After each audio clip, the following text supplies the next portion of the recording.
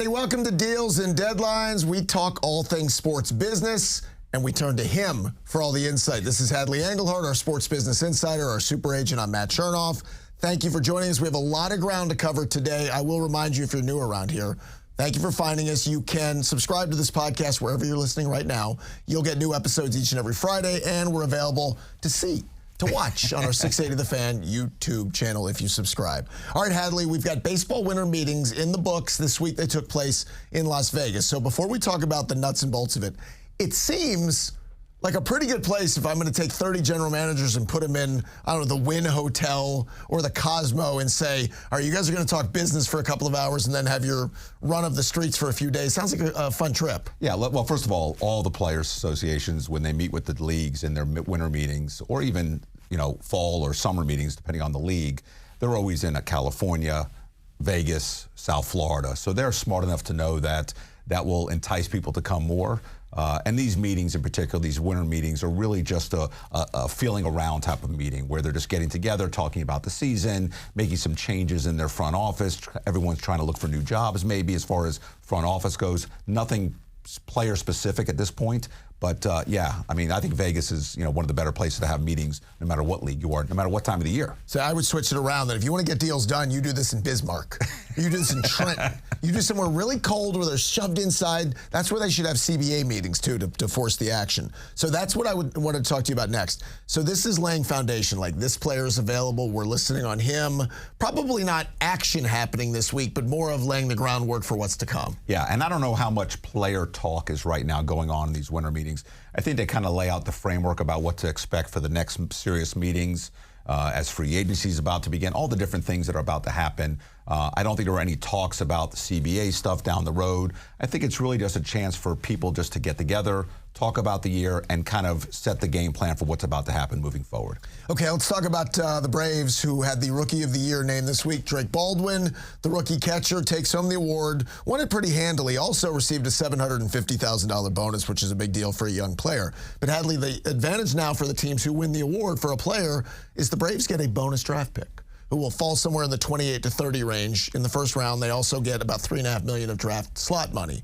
The incentive behind this is have them on the roster from the beginning of the year. Let's not play games anymore with trying to have the control over a player for an extra couple of months. I like the idea by baseball. It also benefits them as much as the team to get talented young players without worrying about their control of an extra year. Yes, this all stemmed from 2022 with the CBA, the prospect incentive, basically. It's called a PPI, Prospect Promotion Incentive.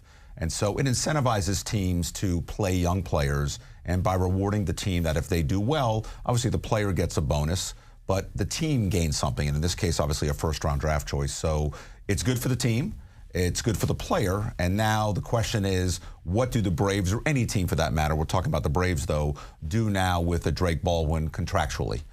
Because he is under a rookie contract, which is, as you know, flat for many years until he reaches arbitration. So that'll be the next thing that comes into play, is how do they handle this? But it does incentivize teams to play young guys and get something in return, in this case, another first-round draft choice. Let me ask you about the big picture with baseball now. We're all believing we're heading towards a lockout at some point after next year. Will that affect what teams are thinking about when it comes to long-term contracts in this cycle? I believe so. I think teams are going to be more reluctant to do deals not knowing the rules of engagement for the next 4 or 5 years, going from 27 and beyond. So I think that may put a pause on it, although some teams may say, hey, it's only going to get better. The money's only going to go up. So if we can get a deal done now, we're going to do it. And so smart money says, listen, the Braves in this case have done it several times with an Albies, with a Harris, with an Austin Riley, with a Sean Murphy. They did it all pre-arbitration and got it for, pennies on the dollar, speaking in baseball terms. So do they do it with someone like this to lock him up? Because he's not going to hit real free agency for many years from now. So it'll benefit him to do it. Question is, do they wait until they know what the future looks like, or do they be proactive and get the deal done anyway? And other teams for that matter as well. One of the other big stories around baseball this week is baseball announced it's working with prominent sports books to cap pitching prop bets at $200. Now, this excludes bets from parlays, but specific things. Remember, Emmanuel Clase was spiking the first pitch of an inning, right, to pay off on a prop bet that gamblers were making. Now, I should update you too. Guardians pitchers Emmanuel Clase and Luis Ortiz, they have now been indicted by prosecutors in Brooklyn on a host of charges related to the scheme to rig bets on pitches thrown at baseball games. Clase and Ortiz face up to 65 years in prison if convicted on all charges. So let's take the first part of this. What do you think about baseball trying to cap these specific prop bets? I think it's a smart move from a PR-wise, but let's be real about this. Capping these sports bets affects the symptoms, not the disease. The disease is real. The disease is, you're treating something that has gone viral. And so teams and players are affected by these prop bets. And it's not just baseball. It's in any sport that prop bets are allowed. So we have a real problem out there. And it's not just at the pro ranks. It's at the college ranks as well. So you're really affecting this. And I think they're being proactive about it. But I think the way this is resolved, if there's a way to remove prop bets completely, again, leagues got in bed with these betting institutions. So, you're in bed with the devil, you got to deal with it. And so, but I think it's we're dealing with the symptoms, but we have a bigger disease in place. I think in these two players' cases, people were fascinated to find out how little they were actually getting in these, rigged prop bets, $5,000, $7,000 for guys who are making millions of dollars. So we've all tried to now be a psychologist. Why would you do that? Why would you risk your career? And Hadley, a lot of this to me comes down to the action more so than the dollars. And I know that's hard for people to believe. Charles Barkley has told us for years, I gamble. I'll bet on a golf hole. I'll bet $500,000. I'll bet $1 million. He's got the means to do it, but he said it's not just the money. It's the action of the juice of doing it. And that's all he can come up with for players like this who are willing to risk it all for such a little amount of money. Yeah, and listen, I think for everybody, it's, the majority of people that are now doing these different types of bets aren't doing it because they're there to make thousands or millions of dollars. It's great if you do, but a lot of it, and I know people personally, they're into it because it creates more excitement. It's the action, just like you said, just like a golf bet, just like in anything you do when you're playing a sport. So I believe that these action bets create more TV rights, more people visibility, and so therefore everybody wins in that. The problem is it's the integrity of the sport. Listen, Pete Rose was banned for betting. Players betting on games is a no-no. And so when you give people opportunities to do things that don't necessarily affect the outcome, wins or losses, but minutes played, points, rebounds, strikes, balls, you create a bigger problem than a solution. Okay, I want to ask you if you believe this number. So MLB apparently privately told owners that teams lost cumulatively $1.8 billion last year, led by the Mets, who lost about $350 million. Bob Nightingale had that story. Do you believe those numbers? No, that's accounting 101 for sports franchises. I mean, they take all these different factors in and look at the bottom line and create a spreadsheet to show losses. They talk about the Mets and they've lost all this money. First of all, they spent a lot of money on players and had nothing to show for it as far as winning anything of major magnitude. So, again, there's ways to, all these franchises show losses. And again, it's smart PR by the owners. At least they're trying to be smart about it because we're talking about the CBA. We're talking about renegotiation. So if you start saying, oh, woe me, and I can't afford certain things, that goes into the narrative they're going to bring and fall into the next CBA negotiations. I think one thing is true. Teams have overpaid players at times because desperation. Never say overpaid. Well, desperation leads to you paying more than you want to pay. A lot of times in sports, to me, if you get it right internally, you're not going to have to go on the market, and what the market bears is overpaying. I'm not saying it is a negative. I'm saying everybody's overpaid in free agency. That's the nature of the beast, and I bring that up for a reason. Anthony Rendon, who you haven't heard from in years of the Angels, he is going to be the highest paid third baseman in baseball this upcoming year at $38.6 million a year. He's missed 605 of 810 potential games for the Angels over the last 5 years, only playing in about 200 games. Now, people have said he doesn't love to play. He could have played through these injuries. I have no idea. But when you're the Angels and you make a deal with a 30-plus-year-old dude who had already shown you signs that he was breaking down in Washington, you do this, buyer beware. Yeah, I mean, listen, anytime you invest in these long-term contracts, you know that these players are not going to play out these contracts for many reasons. One of them is injuries. As you get older, these minor injuries become major injuries. He's set to make almost $39 million next year, more than Austin Riley, Devers, Machado. There's talks, they should put him in the front office, put him on the IL because he's spending more time there. He might as well bring a benefit to the team because he's not doing it on the field.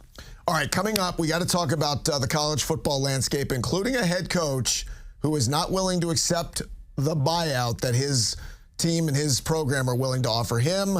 We'll talk about how that is going to funnel through some of the other job openings right now and where some of these big names are coming from in college football. We'll discuss it next on Deals and Deadlines.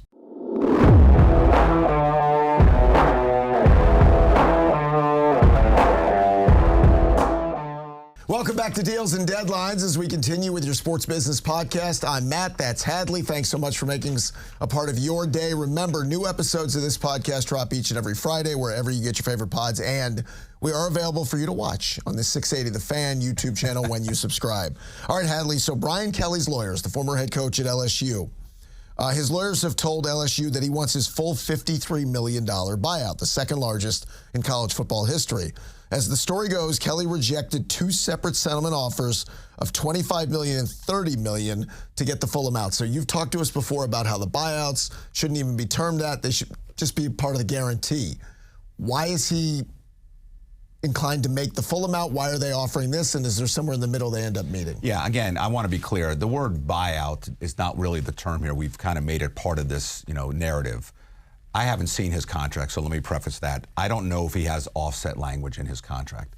If he has offset language, the LSU should not be as worried because he's going to land a job elsewhere in sports. And usually when you have a coach in the NFL or in college, the offset goes to both entities. So if you go from college to the pros or from pros to college, it covers that offset language. So I'm not sure where the language is, but like Billy Napier did not have that offset language, and he was paid the full amount owed to him. They're now claiming that he wasn't actually fired, that the athletic director, Woodward, didn't have the authority to do it. And so there's a lot of legalities going on. And the truth of it is he was fired, and he's going to get the money. They try to settle it for pennies on the dollar. I think they offered him 25 to 30, which is about half the amount. And so, this is part of big business now, and this is part of dead money. Like in football, when you release a player and you gave him a big bonus in the NFL, we call that dead money. This is what it is for college sports now. The good news is there's not a salary cap. So it's just actual dead money. But anytime you invest in somebody long-term and they don't perform and the team doesn't perform at that level, you're going to deal with dead money to some degree. Well, they try to incentivize you to take less by giving you more up front. Instead of the $53 million over the next whatever how many years, we'll make it 30, but you'll get it in two payments and you'll get it quicker. Is that a way sometimes to incentivize anybody? Yeah, I mean, to settle, to come up. Yeah, of course there is. But, again, you do the numbers. If you do $30 million and I'm owed $50 million over the next X amount of years, you just do the math, right? Mm-hmm. And so if it makes sense to do it, you would do it. I also think a lot of times one of the negatives about coaches is they let their feelings get hurt, and there's a pride effect there. Instead of treating this like a business and a transaction, saying, hey, they moved on, they're giving me $30 million today versus $50 million over the next 5, 10 years, whatever the amount of years are. So it's something that you have to really look at the accounting of it, and we do that all the time with players at all levels, but especially like in the NFL, when you have players that are making money in one city, versus in New York, a free agent in going to New York, you got to pay big time state income tax versus playing for Tampa Bay in Florida. So you have to take all those things into account when you're deciding what's right. So my gut tells me if they don't end up settling this, I think he was just bummed that the number was 25 or 30. He wants maybe closer to 40. More times than not, these get settled. Okay, so what happens next at LSU or any of these places with job openings? I saw current odds updated on who the number one candidates are for these jobs. LSU has Nick Saban listed at 2-1. I don't think there's any way, shape, or form Nick Saban's getting back into coaching, but you can have fun with that. The favorite of Florida is Lane Kiffin, minus 300. The favorite at Penn State is Brian Hartline at minus 250. Auburn would have John Sumrall at a minus 150. Arkansas, who's already agreed with Ryan Silverfield to take over after the year. Oklahoma State, Eric Morris, 2-1, and UCLA with Jed Fish, 2-1. Let me go back to the top two. I don't think Nick Saban's going to entertain it at his age. I don't think Miss Terry's going to allow him to entertain it. So why is his name getting mentioned other than just he was there and he's available? I think he and his team love seeing his name out there, and so I think it's all about his branding and keeping it alive and well. I don't see Nick going back into college football. I think he exited at the right time. He's a coach, he's a developer, and he doesn't want to deal with this NIL and portal mess and constantly have to recruit and pay these guys this kind of money. So I agree with you. But it gets back to what we talked about last segment. everything's about odds. Everything's about prop bets. Everything's about betting, creating the interest. So people are more talking about it. So it's part of it. Now, the interesting thing is, where are these odds coming from? What are they basing it on? When you see odds, on a game, they're using analytics and a history. There's a real science to it.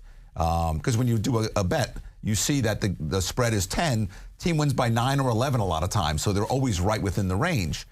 How are they getting this information? Is it the representatives throwing it out there to create more hype? Who would do that? I don't know, but that's what they say. Wow. Or is it, some other entity trying to create the interest? So I don't know where it's coming from. Do you believe the Lane Kiffin, he's the favorite of Florida, or is that just the quite obvious name? If it's not Lane, what are some of the other names at Florida? I don't know if there's any set name, if there's any deal done. We talked about this last show. If Lane Kiffin was to definitely stay at Ole Miss, he would have already done an extension, just like they did in Indiana. So I question the fact is he really entertaining these, or is he just looking for the most money? I think also with all these college institutions, you got to now look at the Dolphins' job is going to open. We already know the Giants' job to open. There are great college candidates. Marcus Freeman has a relationship with the Giants. Lane Kiffin has a relationship with Florida. So, I mean, the state of Florida. So I think there's a lot of legs to that if they want to go into the NFL. So I don't know if there's a pecking order, because I think once one job opens or is secured, somebody else fills it, so another job opens up as well. So there's a lot of moving parts here. All right, let me switch gears. I want to ask you about a story out of the NFL that popped later in the week, and it's been kind of simmering for a while. A.J. Brown, the Eagles receiver, hasn't been happy about his lack of involvement, lack of touches. They're 7-2. They're the defending Super Bowl champs. So we always have this, well, you got to be a team player, look out for the team.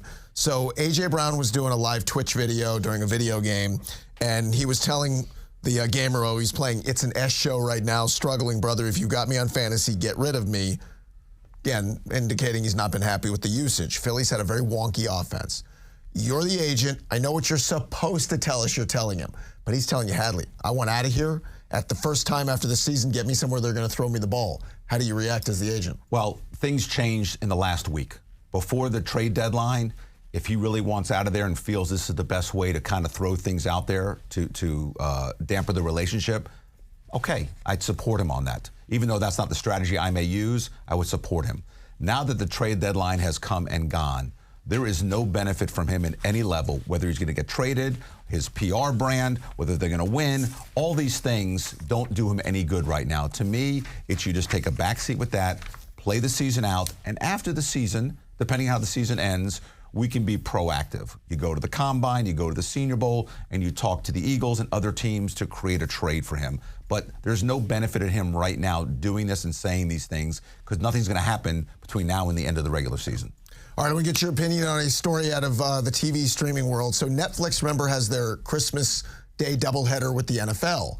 And by now, they usually have their TV talent lined up. But I was waiting for one of these stories to happen. At this moment, we don't know exactly who's going to be calling those games because ESPN and Fox have lent. And I say lent, their talent gets paid for a one-off by Netflix. So right now, though, ESPN and Fox aren't budging, refusing to lend their talent out to Netflix for those games. Again, I was waiting for one of these to happen because Netflix is like, yeah, we're all in with the money for the games. We don't want to pay the talent more than just a one-off and borrow yours. Do you think there's some kind of middle ground on this, or they're going to have to find a plan B to have whoever? And these are high-profile games that you're going to want really good talent for, so Netflix could be in a quandary. Yeah, it's the new media arms race, in theory. It's about the faces. And those streaming devices, those streaming networks want the top names on their network.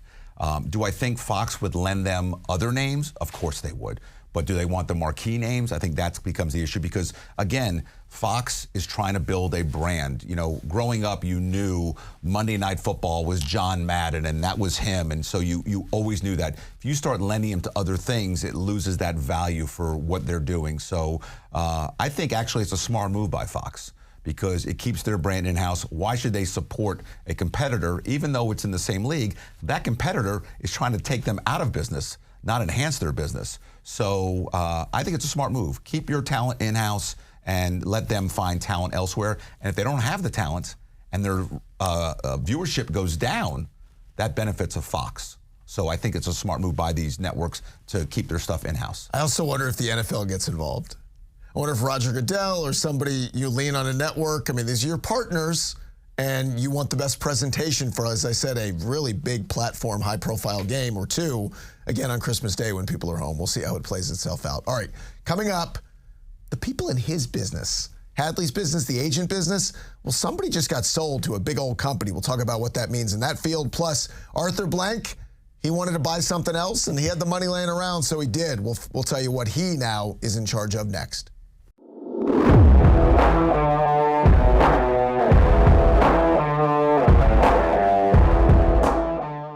All right, everybody, here we go. We continue with this episode of Deals and Deadlines with Hadley Engelhardt. I'm Matt Chernoff. We thank you guys for spending your day with us. Remember, you can become a big fan, a big part of the family here if you subscribe to the podcast, which new episodes drop each and every Friday. All right, Hadley, I want to talk to you about your business. Goldman Sachs is buying a majority stake in the talent agency Excel Sports, which reps Caitlin Clark, Derek Jeter, and others.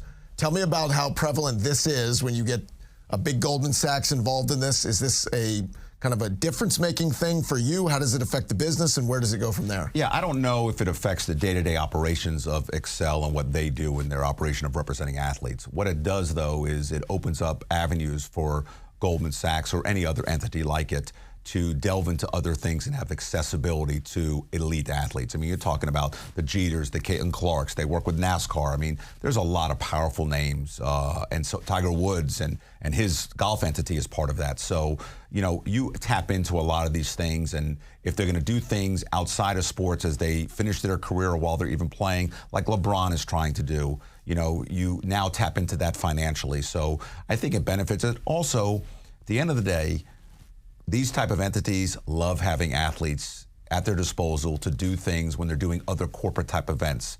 And so when you take your richest clients in New York and you have Derek Jeter there, it entices them to be more involved. So listen, they're all about making money, and if it benefits them and it benefits the athlete, it's great. Does it affect the day-to-day operations of what Excel or any other entity does? Absolutely not. I mean, they're still representing athletes, they're still doing the traditional marketing, but on the financial side, it will open up doors for these athletes to do stuff as they, you know, are playing or when they retire. All right, let's talk about Arthur Blank, who has added to the portfolio. He is now bringing a female soccer team to Atlanta, investing $350 million. They did the big unveil this week.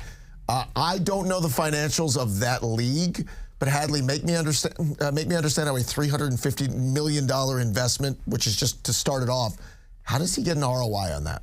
Yeah, I'm not really sure. You know, a decade ago, a franchise sold for $2 million. So obviously he's paying a premium. Their media deal isn't elaborate. And so I just think he's just trying to delve into women's sports and add to his portfolio. The hardest expense with any of these franchises is stadiums. He already owns the stadium. So if it's vacant, he's there. All he's got to do is rent it to himself, to now the women's soccer team, and just like he does for the United and the Falcons. They're renters from his private entity outside of the teams. And so I think it's great for him. I'm not sure women's sports is on the trajectory that other people think. I question the WNBA success, and I question, you know, women's professional soccer success. Not that it doesn't exist, but at the level that franchises are being valued this high. And so, you know, listen, I would love him to spend the money elsewhere in his franchises that I think bring more revenue, like the Falcons. Sure. Well, let's talk about, you mentioned and bring up a good point. He's got a beautiful stadium, Mercedes-Benz. There's only so many concerts you can have in there when it's not Falcons or Atlanta United. I wonder what they'll draw, and I really don't know. See, I'll tell you, I was very wrong on Atlanta United. When it came here, I did not know it would find the footing, and it did. It's become one of the best MLS home atmospheres, and just the fan base is dug in. Will it be the same for female soccer? And I ask that because I don't know the feel on what it'll, because can they put 25,000? Can they put 50,000 in Mercedes-Benz? I don't know that. Yeah, and I'm guilty as well. I don't know the answer to that. And I agree with you. I didn't think the United would take off the way it did. But when we look back, soccer is a global sport. Men's soccer is a global sport. It's the richest sport there is, team sport-wise. Women's soccer, even in Europe, isn't at that level. So I'm not sure if it'll bring him the financial rainfall that he's hoping. But again, he's got the asset. If it loses money, He can use it as a tax write-off, like we talked about earlier, about your finances. And so if certain franchises are going up in value and this one is not going up in value, it helps his bottom line books. So, I love that he's doing it because I think, he sets the tone and people believe in what he does. And again, the biggest expense and all these franchises is the venue. He's got it. If you're free on a Tuesday, a Thursday, a Saturday afternoon, and no one's using it, let's play soccer there. All right, I want to ask you about a media story involving Stephen A. Smith, Mina Kimes, and a few other folks at ESPN. They, among others, agreed to endorse a solitaire cash app. Now, Stephen A. was at the NBA Finals, caught on his phone playing solitaire, sitting, courtside. Not a big deal, so let's have some fun. Let's lean into that and let's make some more money as if he needs it. But then we find out some shadiness behind the company who's putting this together. And Mina Kimes fell on the sword. She went on social media and was like, it was a colossal F-up. Shouldn't have been involved. Didn't vet it properly. Big mistake. Hopefully, I learned from it. I understand where she's coming from, or Stephen A. or anybody else. Isn't that what your job is when you're representing these people, to vet all of these potential companies? Correct. And especially when you're doing it at their level. And so, but again, they may have vetted it and it didn't get to the point where they knew that this was going on. Sometimes you vet it and it looks like everything's, kosher and everything's cool, but, it turns out not to be. So I think the smart move was, once they realized where they were in this and where the company was, they sever ties and they go public with it and take it on the chin and say, hey, I made a mistake. Listen, thankfully, it wasn't something that was illegal in the sense of it was, with the gambling or with anything like that. I mean, I'm glad that she acknowledged it, he acknowledged it, and so it's time to move on from it. But yeah, you're always dealing with those things that happen. And so, listen, we saw Tom Brady. He was involved with something and it didn't turn out to be the way it was, and he got through it fine. You acknowledge it and you just move on from it. Incidentally, everybody loves a good game of solitaire. Just saying. If you can win some money doing it, I'm all about it. Okay, one last story I wanted to pick your brain on. So the WNBA is having a difficult time finding a home for their All-Star Game. Chicago was the only team to bid this season, according to Front Office Sports. The WNBA had to recruit Indianapolis to host the game before that, and Las Vegas 3 out of the 4 times in the years past. Why? Why don't cities and teams think there's a money-making opportunity to host the WNBA All-Star Game, especially now when we have Caitlin Clark and a few other recognizable names? Yeah, it just obviously it appears that the revenue that generates from the WNBA All-Star Game isn't there, not just for the team hosting it, but for the city. And so, again, it's a bottom line numbers thing. We talk about this every week, that if the city and the franchise are not going to benefit from it, it's not worth doing. I mean, it's easier now to have for them to get a Beyonce concert than it is the WNBA All-Star Game. So it's something that, it's real numbers. And so, again, when they talk about how successful they are and how much they're making money and all these things, and yet all the franchises involved, the people in the know, don't want to host the All-Star Game, what does that really tell you is going on? Yeah. It's interesting. You would think, again, right now, sort of high-profile names would have the interest of these cities, but it's not happening to this point. Okay, if you guys would do us a favor, if you're new around here, hi. Thank you for watching or listening. Make sure you're subscribing to the podcast. New episodes drop each and every Friday on any and all podcast platforms. And you can also watch this, maybe gather around the family, like maybe Thanksgiving. And you guys just binge watch a lot of the episodes on the 680 The Fan YouTube channel. Thanks to Andrew Groover for making this happen for us. And thanks to you guys for spending your time here. We'll talk to you next time on Deals and Deadlines.